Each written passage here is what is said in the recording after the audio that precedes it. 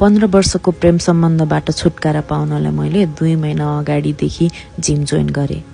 10 कक्षा पढ्ने बेलादेखि हल्का हल्का गर्दै सुरु भएको हाम्रो यो सम्बन्ध यहाँसम्म आइपुग्दा केही मिठा, रमाइला, आनन्द लाग्दा पलहरू भए पनि त्यो भन्दा बढी नमिठा र समाजका वचन, परिवारको घोचपेच, सेमिङ यावत कुराहरू झेलियो।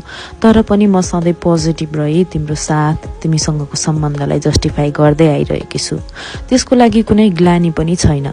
तर यस्तो भनिरहँदा मैले बुझ्नै सकेनछु कि तिमी र म बीचको सम्बन्ध कति हानिकारक रहेछ।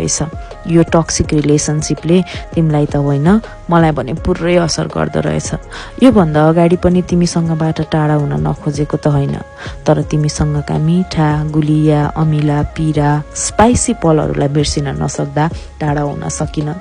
तर अब एउटा उमेर भइसकेपछि स्टेबल र सेटल त हुनुपर्ने नै रहेछ। त्यसैले मैले डिसाइड गरिसकेँ कि तिमीबाट टाढा हुन्छु, म वान हुन्छु। Let's break up dear fat. आशा छ यो पटकको मेरो यो प्रयास डिटर्मिनेसनलाई सफल पार्न तिमीले पनि साथ दिनेछौ।